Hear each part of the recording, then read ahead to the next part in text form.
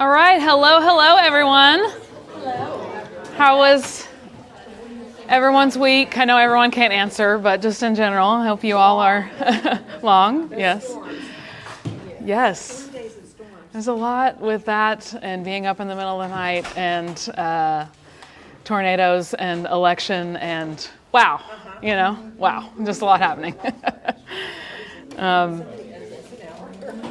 Well, let's take just like a minute and pray to get started tonight. Just kind of set our hearts in the right place and space after a day, after a week, the week that we've had, and all of that. So let's just take a moment, if you would, just close your eyes and take a deep breath.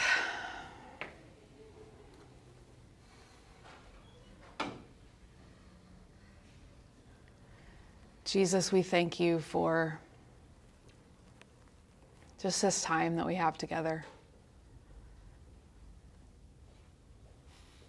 God, we're grateful for this space.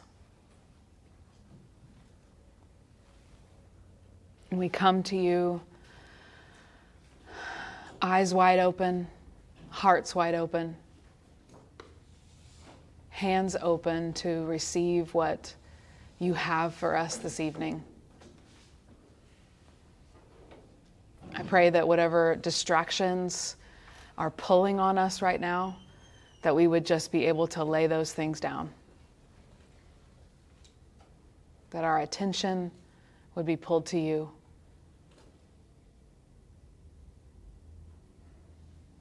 We set our gaze on your glory tonight. Teach us, Lord.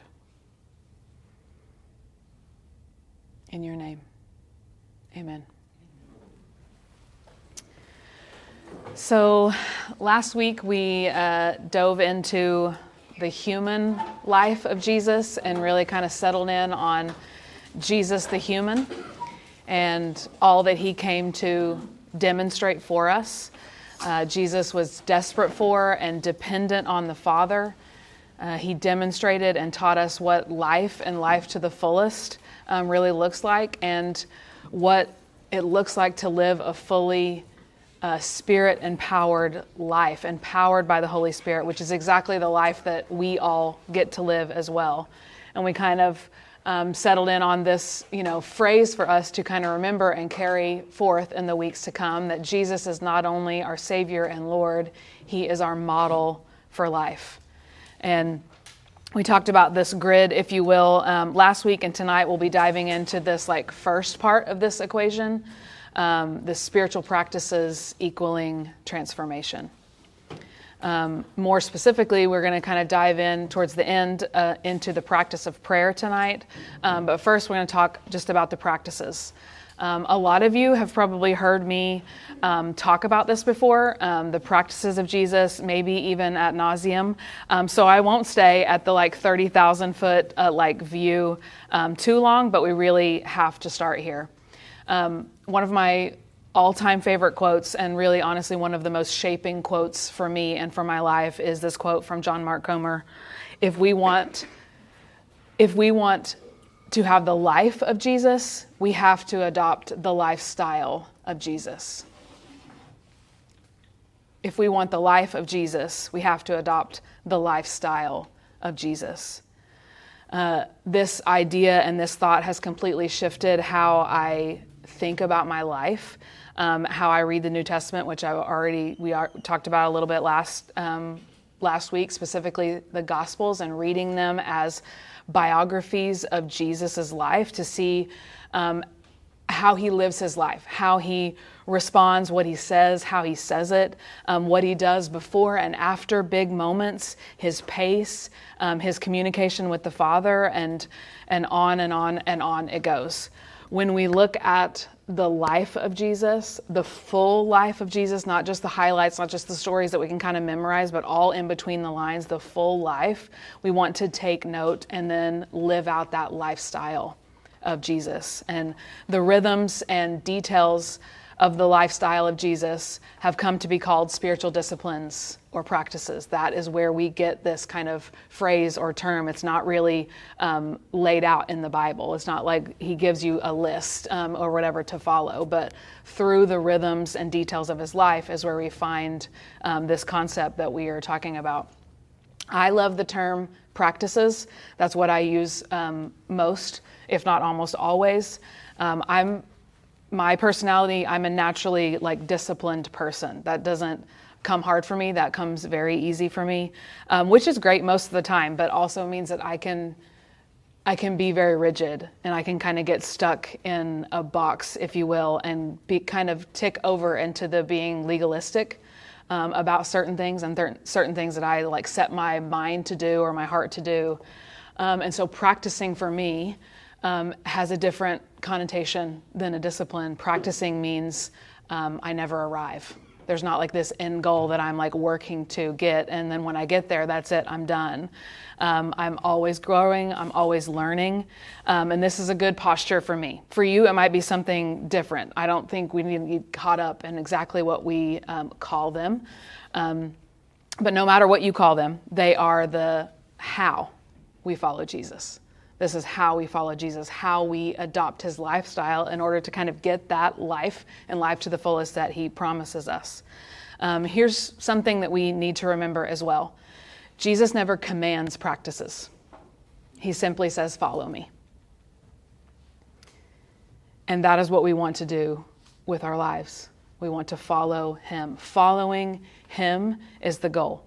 Growing more and more like him is always the goal. Practices are not the goal. Practices are a means to an end, as we talked about, and the end is transformation into the life of Jesus. This is what we want to do. We see this invitation from Jesus to his disciples over and over again.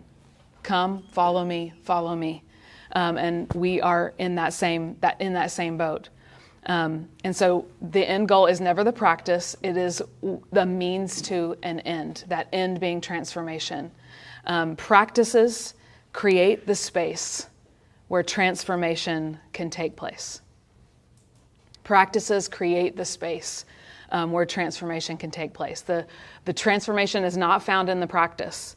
That transformation that we're talking about in this class in particular only comes through the power of the Holy Spirit, the power of the Spirit's work in us to grow something that we cannot grow. We'll talk about that more here in just a second.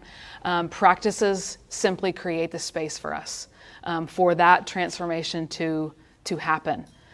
Jesus says in Matthew 11:28-30, "Come to me, all who are weary and burdened, and I will give you rest. Take my yoke upon you and learn from me, for I am gentle and humble in heart, and you will find rest for your souls. For my yoke is easy and my burden is light." And so when Jesus says, "Come to me, take my yoke, for it is easy and light," he is saying, again, this is this invitation, come to me, follow me, learn from me, take my yoke. It's easy and it's light. I can lift that burden up off of you. And this word yoke here in the time of Jesus it's like a twofold meaning when Jesus is talking about the word yoke. And so it can mean two different things at his time. And so the first is a yoke was a rabbi's set of teachings. It was not uncommon. In fact, it was very common and a normal kind of word to use at that time that all rabbis had a yoke. All rabbis had a set of teachings in order to carry the load of life. And so all rabbis that were teaching not only Jesus was a rabbi. And so it wasn't uncommon that Jesus had a yoke or a set of teachings for life. What was uncommon about Jesus' yoke is that it was easy and it was light. Because at the time, the teachers and the yoke that they would put on them was obviously pretty heavy, pretty burdensome, a lot of rituals, a lot of practices, a lot of things a lot of boxes to check, a lot of kind of this is on you. Now here's the things that you have to do. And so it was not uncommon for a rabbi to have a yoke, and Jesus had a yoke as well. And also, a yoke was a work instrument. This is probably the more common thing that we all know and are more familiar with. A yoke, like tying two oxen together at the same time in order to pull a heavy load or to carry a load. And so, if you're tied together, then you're able to carry the load easier and lighter because you're sharing it instead of doing it all by yourself. And so a yoke was a common work instrument used at the time. And so what Jesus is saying here in this famous coffee cup kind of scripture that we all know and have all heard probably a lot of different times is, I have the right equipment to help you carry the loads of this life. And you will experience a lighter load. You will experience joy through this life. A yoke, as I already said, is a work instrument. It's not a nap. A yoke is a set of teachings about life and how to fully live into it, not escape from it. Remember, Jesus came to demonstrate how life works best. And so when he's offering, come to me, the load will be easy and light. It's not like, oh, I'm getting away. I'm getting an Airbnb and I'm just going to leave life altogether. No, he's giving you a work instrument. He's giving you a way to carry the loads of this life. This is not going to be easy, but here, my load, my yoke is easy and light because you're tied to me. And the difference about being tied to Jesus, instead of two oxen being tied together who are both sharing the load equally, is that he's carrying the load. If we're doing this right, he's carrying the load, and we're simply just tied to him. And he does all of the heavy lifting, and we're just tied to him. So what tools, what instruments do we have to glean from the lifestyle of Jesus, not only his words, but also his actions, how he lived? From this is where we get spiritual practices. And through the years, many people much, much smarter and wiser than me have passed down many different practices that we find in the life of Jesus, and practices that make space for the Spirit to lead us in this way of formation. One of those teachers that have gone before me is Dallas Willard, and he says this: "My central claim is that we can become like Christ by doing one thing: following him in the overall style of life he chose for himself." What activities did Jesus practice? Such things as solitude and silence, prayer and simple and sacrificial living, intense study and meditation upon God's word and God's ways, and service to others. In other words, if we want the life of Jesus, we must adopt the lifestyle of Jesus. Again, what did we learn last week? Jesus continually talked to his Father. The Son can do nothing apart from his Father, and he walked consistently by the power of the Holy Spirit, living his human life as a model for us. Before we can fully think seriously about becoming like him, we have to first understand how he was like us, which we talked about last week. Jesus didn't put the spiritual practices to work in his life because he was God. He put the spiritual practices in his life because he was like us, because he was human.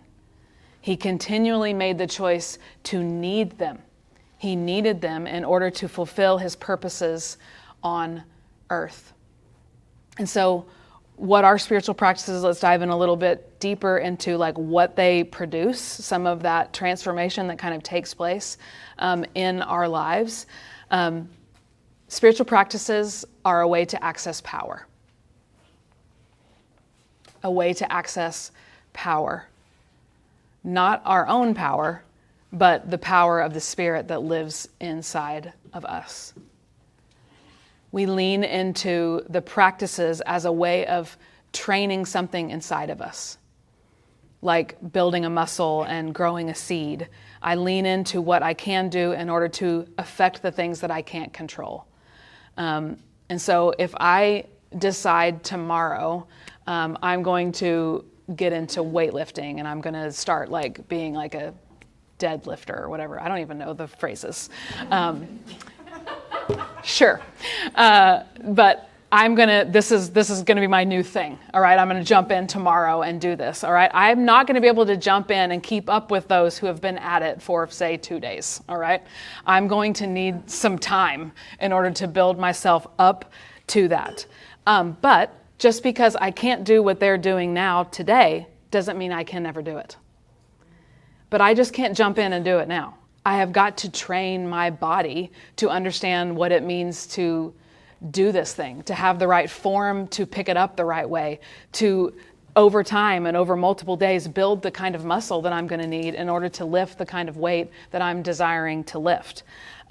This is what it looks like to access power that's inside of you that you currently don't have access to.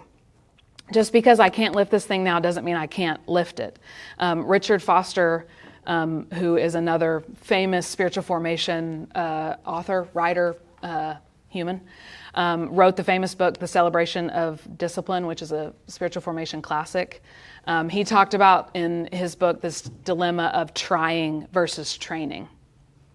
Trying through our own willpower to access things that we can't, or change things that we want to change simply by trying is a recipe for failure basically every time. Foster calls this will worship, like worshiping our will over any and all other things. Like if I just give me enough time and I can do this, I can try to capitalize on this, I can try to stop this thing that I've been wanting to stop. And this just simply won't be enough. I'm sure a lot of us understand that even almost instantly, to understand that like willpower's not enough. I've tried to stop this thing, or I've tried to do this thing for multiple days and it doesn't work. It won't be enough for most of those growth areas in our lives. I can't just try and stop these patterns of sin in my life without the training necessary to access this power that's outside of my own will. And so I'm going to choose not to worship my own will and lean into a training instead of a trying. Because really when you're just trying, that just like leads us into this kind of like shame cycle and spiral. It was like, I'm just going to keep trying, and then we end up back to where we started. And it just kind of leads us into this cycle. And so we lean into the practices as a way of training something inside of us, like building a muscle and growing a seed. I lean into what I can do in order to affect the things I can't control. The second thing is what I just said. Spiritual practices are a way of sowing to the Spirit, like sowing a seed. Sowing to the Spirit. In Galatians it says, whoever sows to please their flesh, from their flesh will reap destruction. Whoever sows to please the Spirit, from the Spirit will reap eternal life. Paul's analogy here for us in that scripture is instructive, and it pulls us to this idea of like cultivating. It's like agricultural language here, which is obviously a major occupation at the time. A farmer has no way of growing the grain that he plants into the ground. He's helpless in the area of the actual growth part. His part, he can provide the right conditions. He can cultivate the ground, he can plant the seed, he can water the plant, and then he surrenders to like the natural process of things, the way that nature works, the way that growth works. This is also how spiritual practices work. We are practitioners of his way. We're sowing to the Spirit, which is another really important thing for us to remember in spiritual practices. Is it is not like microwaving a meal. It is like planting a seed in the ground and waiting for a plant to grow in order to have the tomato to be able to cut it and put it in my like salad. All right, it takes time. It's a long process. I'm not going to see results instantly. It may take, depending on what I'm trying to grow, certain things grow up fast. Certain things take a really long time, both in nature and in spiritual formation as well. And so keeping the right mindset of that and understanding we're using cultivating language and not like the kind of results that we're used to, drive through, get it whenever I want it kind of life. We have to retrain our brain and retrain that sort of like, I want to have that instant result, the gratification of instant results. We are sowing to the Spirit. We are sowing seeds. Martin Laird says this: spiritual disciplines facilitate a process that is out of one's control, but it does not have the capacity to determine the outcome. A gardener, for example, does not actually grow plants. The gardener practices finely honed skills, such as cultivating soil, watering, feeding, weeding, pruning, but there is nothing the gardener can do to make the plants grow. However, if the gardener does not do what a gardener is supposed to do, the plants are not as likely to flourish. In fact, they may not grow at all. Gardening involves skills of receptivity. The skills are necessary, but by themselves insufficient. Skills of receptivity. I think that is a really beautiful phrase for us to kind of center in on and think about. Practices by themselves are just that. They're practices. They may help us feel a little bit better. They may be a good like self-help kind of practice, but that's not what we're talking about here in this space, in this kind of longing for more space. The transformation happens when combined with the power of the Spirit. That's when that real growth takes place, in that like center point, in that sweet spot. It's a gateway to tap into something that's outside of my own power. So like breaking this all the way down to like this principle of practice is we practice what we can control in order to affect something we can't. We're practicing what we can control in order to affect something that we can't. So in my life, so much of what the Lord brings me back to time and time again in my life that we have been working on for years through sometimes me trying and sometimes me training in spiritual formation is my need to control things, my need for control, and really ultimately, which kind of even comes back to my lack of trust in the Lord and like my more trust in myself to be able to get things done. And so just kind of like superseding that. And that need for control affects so much of my life, my formation, my parenting, being a wife, working. It is wrapped up in everything. And so I feel like every time I'm learning a lesson, I'm like, this again, Lord, this again. Why? I keep coming back to it time and time again. I cannot change that through my own willpower. I have tried. I have tried time and time again and failed. And I wish I could, but I simply cannot. And to be completely honest with you, I'm in a messy middle of my own this lesson again right now. I earlier just this week, Sunday and Monday, I had the worst like mental health days that I maybe have ever had, and just anxiety. Just like that's not really necessarily I don't experience that a lot in this way. And so it's not something that I'm very used to. And so it took me a little bit to even realize exactly what was happening, but just kind of like crushing, overwhelmed. I felt like I was, on Monday in particular, like I just had this like imagery of like I was spiraling downward. And then the fear kind of gripped on me of like, what does the bottom of this look like? Because if I'm spiraling down, where I'm at right now is really scary. And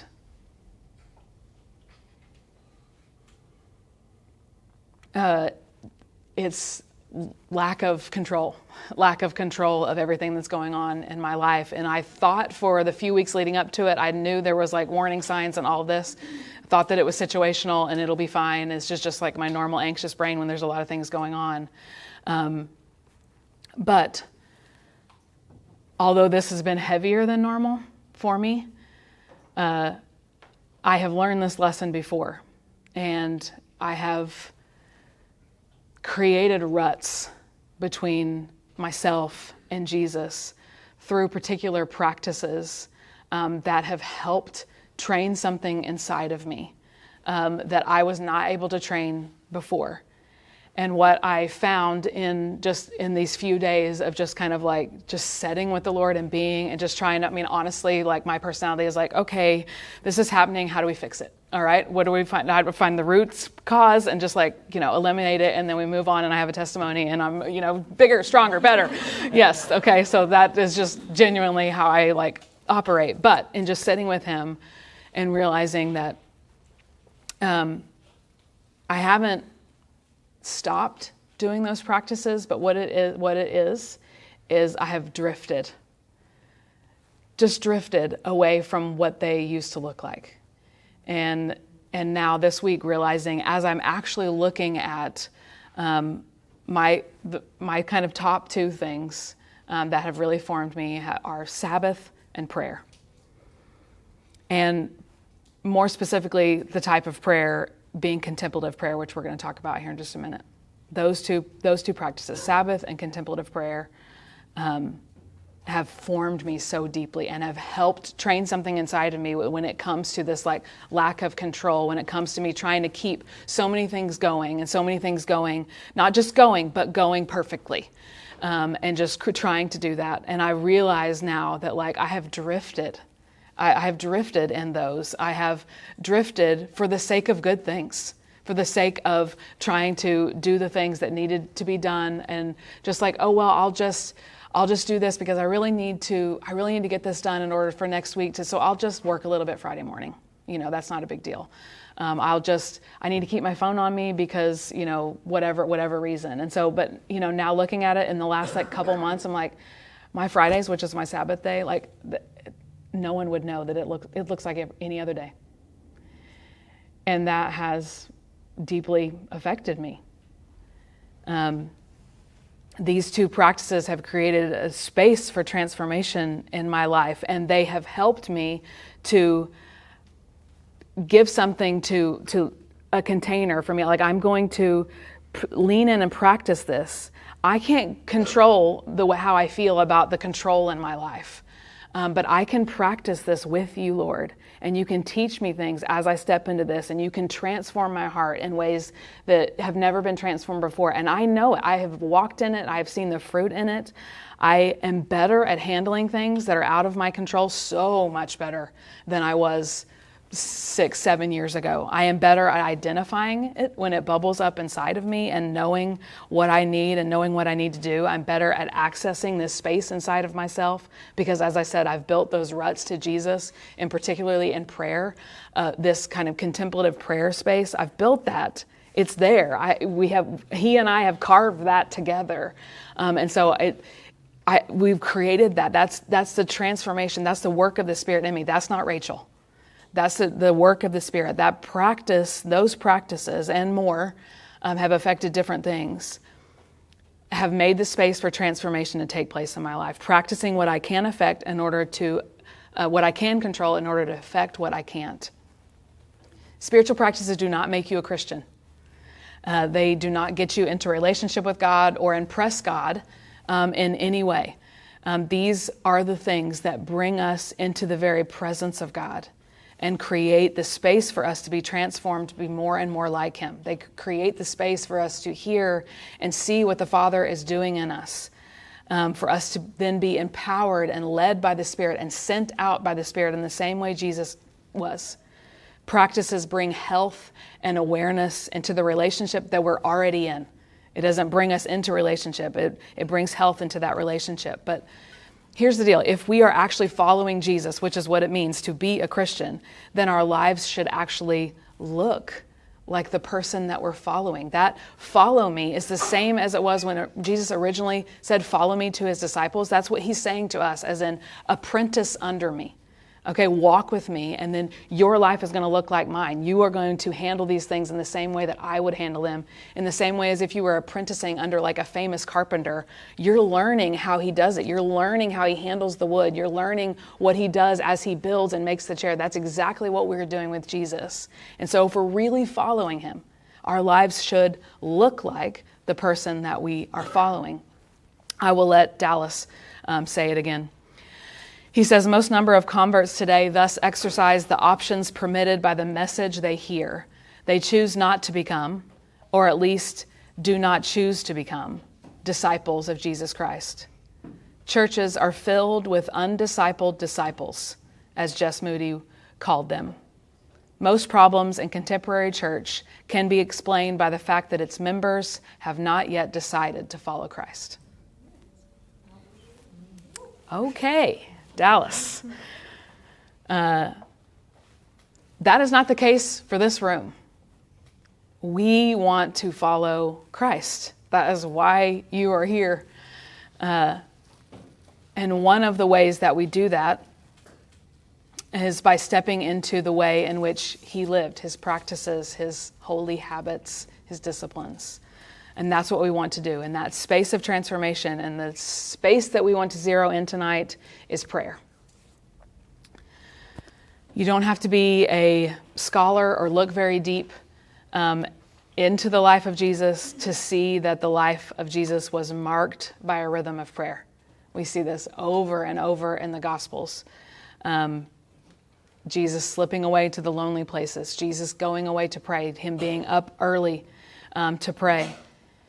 Inside each and every one of us is a longing for communion with our Creator. There's a longing inside of us. Whether we are acutely aware of it or not, it is there. We long for God. The world longs for God. And being with him and in his presence, we find pure rest and satisfaction and freedom and goodness and wholeness. And prayer is a word that we use to broadly describe that experience, and one of the many ways that we seek to satisfy that God longing inside of us. We are built for communion, and communion is prayer, and communion in prayer is what Jesus showed us.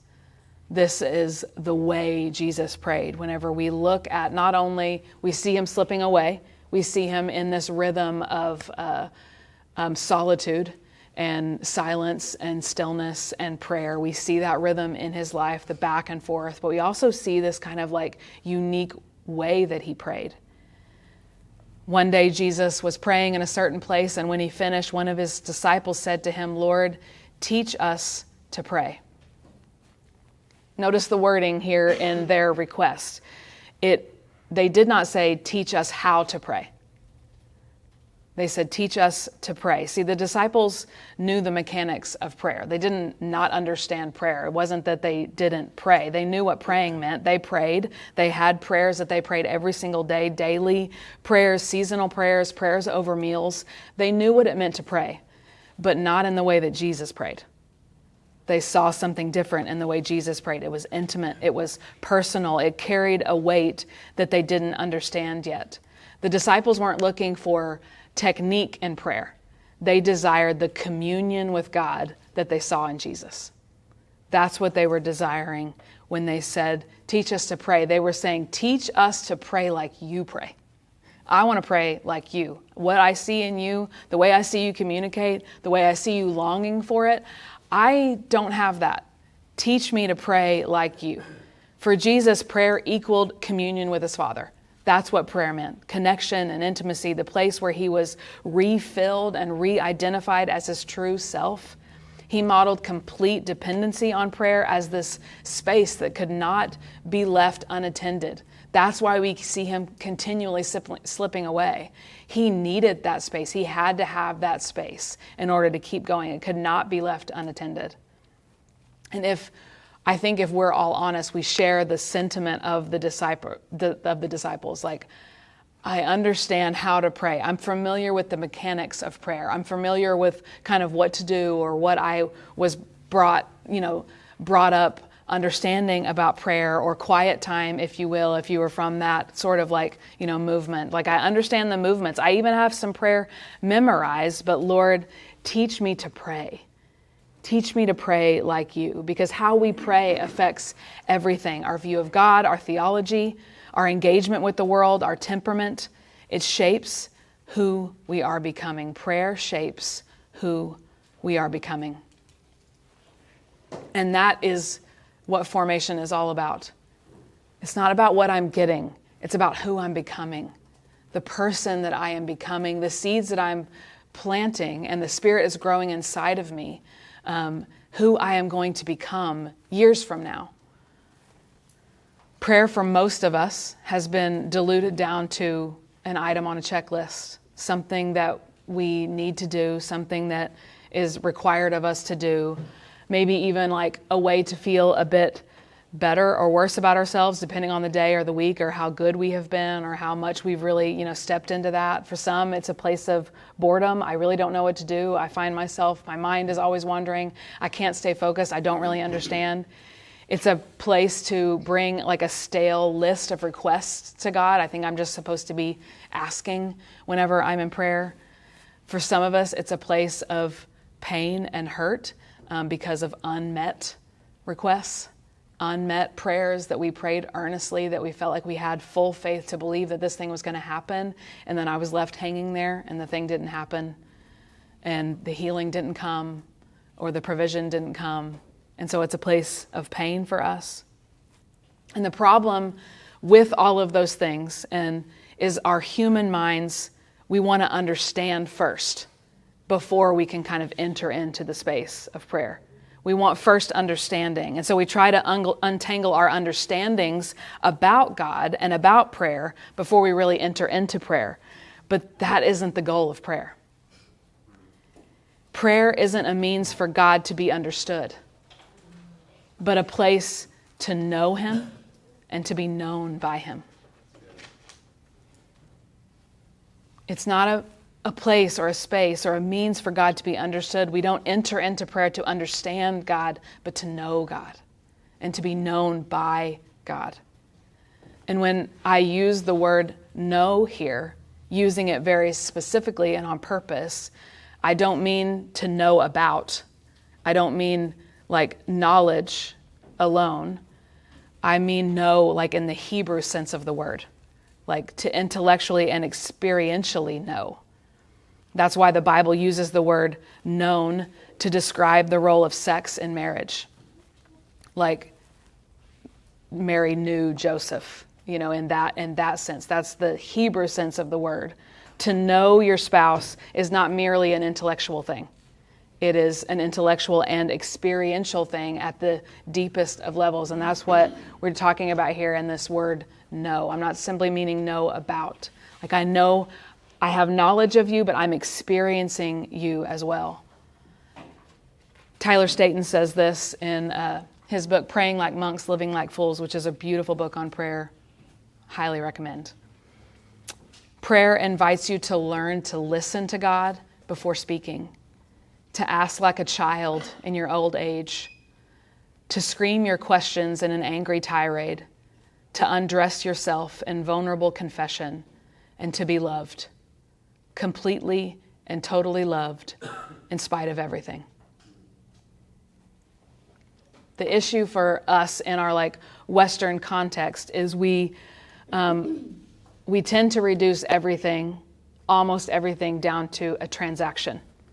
We're very transactional based, whether we kind of realize it or not, because we are flooded with it at every single turn, because we live in a consumer culture. That is the air we breathe and the water that we swim in, and it affects almost every part of our lives.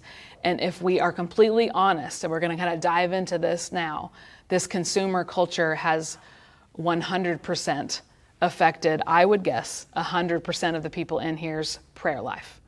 Consumer culture. So let's talk about consuming versus communing for just a second. So consuming, before the Industrial Revolution in American history, people were connected to products. The things that we owned had a story and were often connected to like a real life person, often a real life person that we maybe even knew, or at least had some sort of connection to. My dad's friend, makes these, chairs or whatever, and I own one now and they're in my living room. That time has long gone. And now the machine of consumerism sees possessions and creation and even other people as a means to our own end. This disconnect between that people and products, this disconnect has seeped into our spiritual lives and deeply shaped how we see and how we experience God. Many of us have come to consume God in a way of achieving like the best possible life in the shortest amount of time at the lowest cost possible to us. Like a late night infomercial, like, wait, there's more, like one of those. We would never say it like that. Like that's really like a blunt way of saying it. But if we really break it down, it can be the truth in a lot of areas in our lives. And prayer is reduced then to a transaction. It's not so much God I'm searching for as it is the emotional response I have to the time of prayer or the answers that I receive in my time of prayer. This is something to really stop and kind of evaluate in our lives, not just once, but on a continual basis. Like, why? What am I really searching for when I come to prayer? What am I really looking for when I'm coming to God in prayer? Because it can so easy become, I worship for blessings. I confess so that I have a lighter load. I'm journaling in order to get answers for this specific thing. I'm asking questions for the calm feeling that I get when I have a little bit of clarity. Like, none of these things that I just listed are bad things. I'm not saying we can't desire those things or want those things or untangle them, obviously. And so much of this is the natural outcome of prayer and the natural outcome of being with God. But as I said, this is so part of us sometimes that we don't even realize it. And I think it's healthy for us to do an evaluation of that. And so I just want to share a couple of 2 warning signs that I have found in my own life when it comes to I'm in a consuming prayer type situation, or I'm in a consuming type mentality when it comes to my relationship with God. The first is to pray or worship only when I feel like it. When I'm feeling that emotional kind of pull, or I'm feeling very spiritual today, or I'm really desiring to whatever. If I only engage in that space, if I only practice those things whenever I'm feeling like it, then I am ruled by my emotions. That is the ultimate God of my life, is how I feel, and not stepping into the practice. And that's really where the term discipline kind of comes more into helpful, is this is whether I feel it or not. Well, first of all, it's creating something in me, but secondly, he's worthy, whether I feel it or not. He's worthy of me stepping into that space. And the second is to evaluate the quality of my time based on how I feel afterwards and what I received while I was praying. This is a big one. This is the biggest one for me.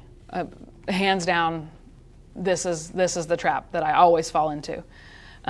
Evaluating my time with God based on what I walked away with. Oh man, that was a good time with the Lord. Okay, we can have good times with the Lord, that's okay. But it's just a drifting. It's just like what I talked about with my practices earlier. It's just like a drifting of the heart away from, I'm making my time with God strictly transactional rather than relational. It's stale instead of loving. It's about what I'm walking away with. Or that was really, what I'm really saying is that was a good use of my time.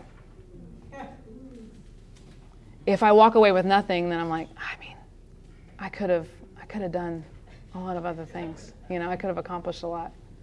But when I have a lot when I walk away with a lot, I'm that was productive. That was a good use of my hour or my 30 minutes or whatever. Which is so, when you look at it, when you phrase it that way, that's so stale. That's so not loving. One of Bodhi and I's biggest relational conflicts all throughout marriage, and we're so much better, but this is still a thing. This is still something that we come back to. Is I am a fixer. It's a whatever gift, if you will. It's a the Lord has designed me in this particular sort of way. And so when we're coming up on something, or He's sharing His heart to me about something that's going on in His life, something that He's feeling, my go-to is, okay, I'm ready to tackle it. Or like I said, what's the root? Let's figure out the cause. Or what do you need me to help? If you just made a list, then you would really you'd be able to accomplish things more in your day, like efficiency, whatever. And several years ago, he was able to distill it down into this sentence that we've come back to time and time again that clobbered me at the time. He said, I don't want you to fix me. I want you to hear me and just be with me.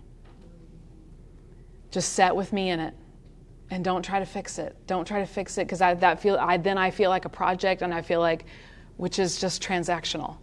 That's taking our time and our space for Him to be known, for me to know Him, and to Him to be fully known and fully loved just as He is. But I was turning that into a time to accomplish.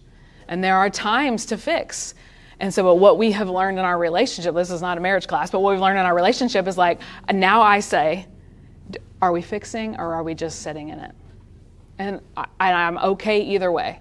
Because sometimes He wants me to fix, sometimes He wants that side of me. I'm like, which Rachel am I bringing to this conversation? All right? And I'm ready for either. But what He was saying here is that it's not transactional. I just want you to sit with me and be with me. And I know that can be my natural tendency instead of sitting in it. And I do this in my closest relationship on earth. And I also do this with God as well. And so I have to ask this question for myself. Am I okay wasting time on God?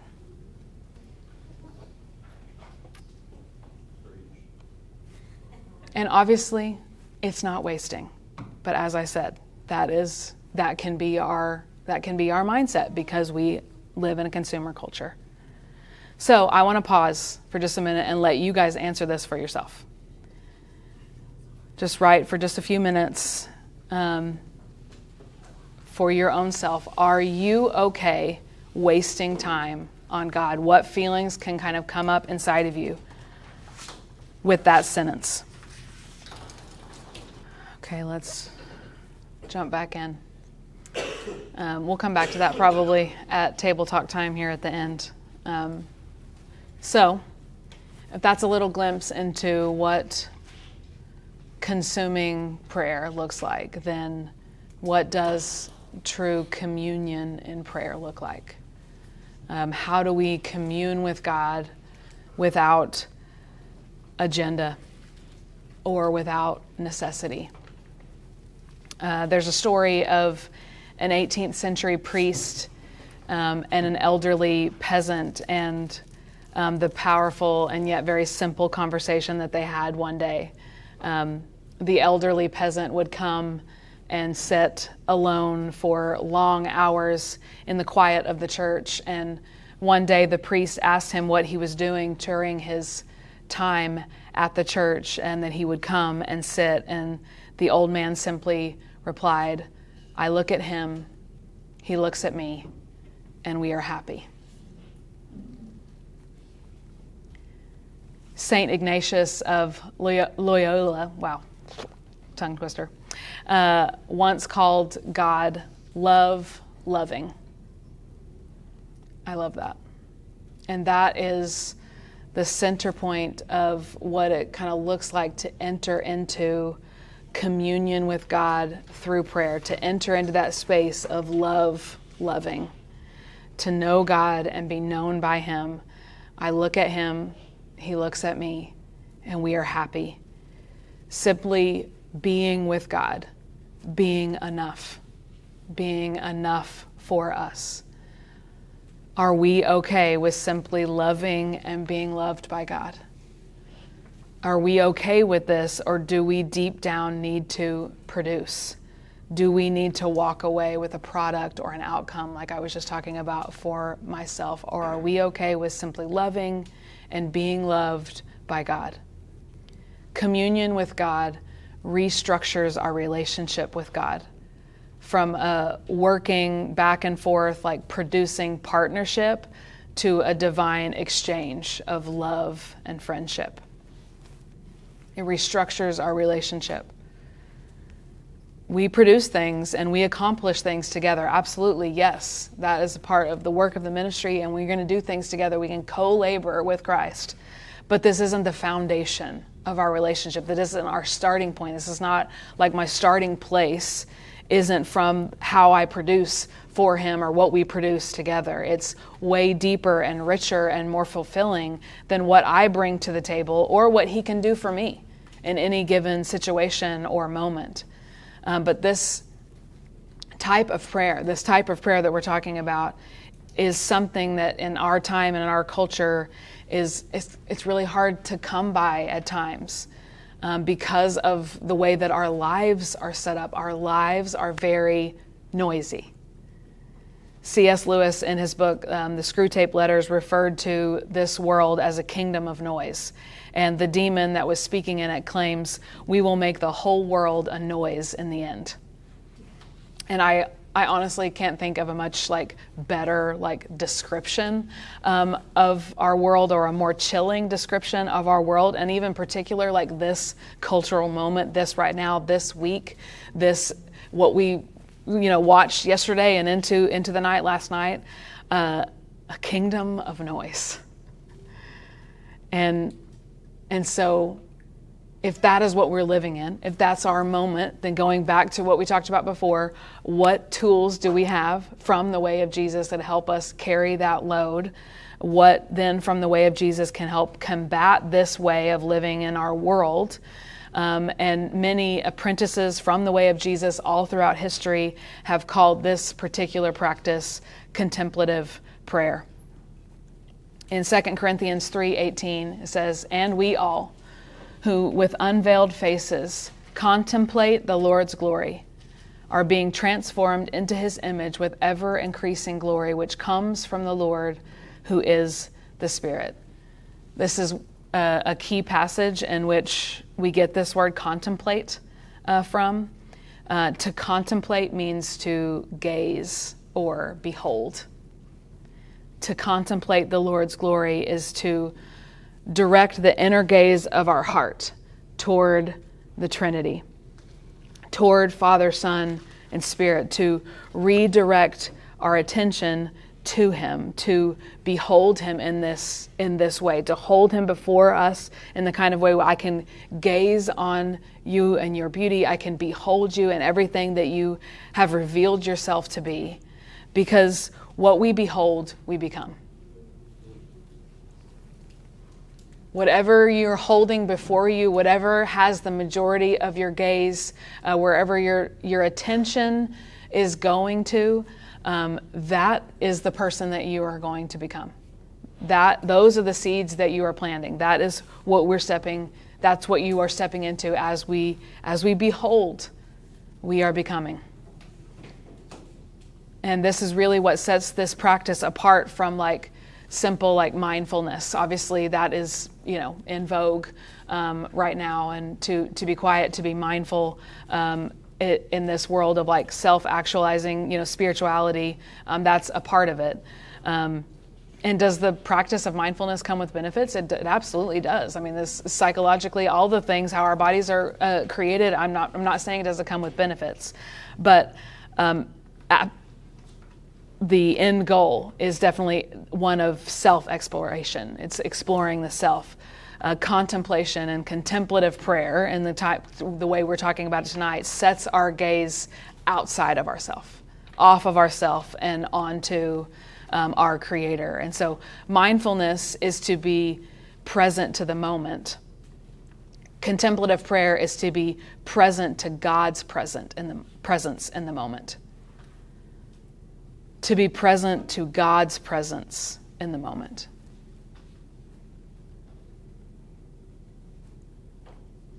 So I'm not only present here and with you, I'm present to your presence that is all around. We know this to be true about God. This is revealed in scriptures, that he is omnipresent, which means he is everywhere all of the time. But it's noisy in our world. It's busy in our lives.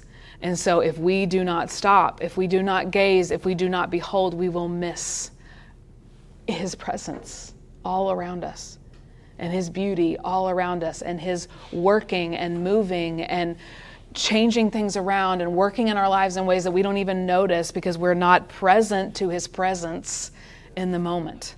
And this is what contemplative prayer does. This is what contemplative prayer, these are the ruts that contemplative prayer builds. It helps us to engage into this space. That's one of the main things that I've found about contemplative prayer, is that even if it's 30 minutes of me like I'm fighting my brain and it is going everywhere, and I walk away and I'm like, wow, I really missed the mark there, and it was gritting my teeth to sit through it.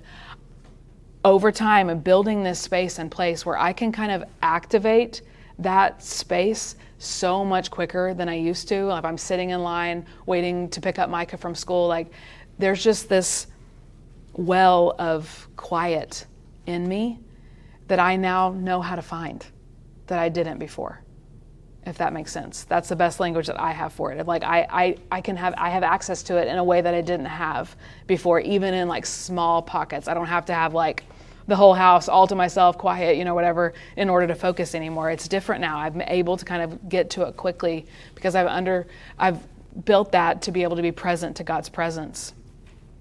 A simple definition for contemplative prayer is intentional time in the quiet to be alone with God and our own soul. It's a space that we make and that we create for God to love us and for him to transform us into people of love. There are many types and forms of prayer, all with their own gifts and benefits, and I am regularly led into those different forms of prayer. I talked about last week the kind of gift of intercession that the Spirit gave me early on in my life. I feel that kicks into play in my life every once in a while, which we're going to talk about spiritual gifts soon, coming weeks. But that contending prayer, a lot of the things that we kind of laid out in our prayer room, there are different types of prayer. But for the context of what we're talking about in this class, and for me and for my spiritual formation, the molding of myself that's happening by the Spirit of God at work in me, there's no form of prayer that has been more formative for me in my life, and particularly in this cultural moment. It grounds me in a place that I always need to be continually reminded of, that I am not God. I do not need to keep the plates spinning. I can breathe and I can rest and I can just simply be here with him. I can just be here and I can feel something, or I can not feel something.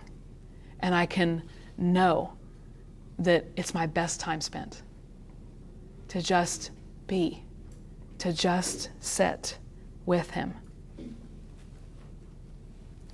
So 3 basics of contemplative prayer to kind of remember as more practical. This is how to practice it. 3 things to remember is body, breath, and mind. So first, body. A still body kind of clears a path.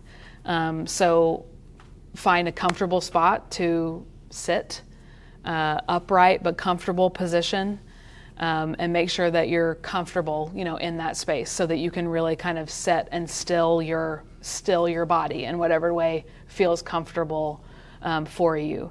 If you close your eyes if needed, I absolutely have to close my eyes. If not, I'm everywhere if I don't close my eyes. If possible, sitting low to the ground is really good as well, if that's possible, if that's a comfortable space, or if you have something that can kind of help with that, like a pillow or whatever. There's just something to sitting low to the ground. I don't have a reason for it, but it's just something to it. The second is breath. We did some of this last week. Breath is just so important in this practice, and just I think with our bodies and with our nervous system, there's something that it activates. Take 3 or 4 breaths to start and focus in on your breath, focus in on the inhale and the exhale, and even just like creating, like seeing it in your mind's eye of like I'm breathing in and I'm breathing out, like in through the nose and out through the mouth, and kind of like create some resistance in the exhale, and so that the exhale lasts longer than the inhale, like with your like circle with your mouth so that it has some resistance to come out, so it's not like, which is fine if you need a few of those at first, but then kind of settle in on the like the rhythm of the longevity of your exhale being longer, your exhale being longer than your inhale, like double the length of your inhale. And just focusing in on that, there's a rhythm to our breath. There's a reminder that our breath gives us that like, this is one of those omnipresent God things of like, he's all around working. We're breathing all day and we never even notice that we're breathing. What a miracle that God is sustaining our breath and we are still alive because our bodies are working the way that they should, and we're just breathing and going about our business and not even acknowledging that it's the miracle of life that's happening every single day, however many times a day that we inhale and exhale and we don't even notice it. It's a way to pull our gaze back to God in the very practical creator way that he created our bodies to work this way. And look at me, I'm breathing. You know, like it's a grounding in that way, and a miracle that we just forget. And so breath, so important. And last, mind. This is obviously the difficult part of contemplative prayer because our minds are busy. And whether you're a busybody or whether you're a cool, go with the flow kind of person, our minds are still busy. And there's a lot going on in our minds. And so our mind is going to wander. That is just going to happen, okay? So just first of all, acceptance that my mind is going to wander. One of the practices in this is having a prayer word to kind of say, either if you're by yourself, either out loud or just in your head as you are breathing. One of my go-to phrases is Jesus, be near. So inhale, Jesus, be near, out. You can just use one word, just God or love. Just this word that does the same thing with as your breath. It's just something to kind of focus on, just that's a centering that brings you back. This week, for everything that was happening in my life, my phrase was, Jesus, inhale, you are good. Jesus, you are kind. Jesus, you are in control. Just on a loop, over and over.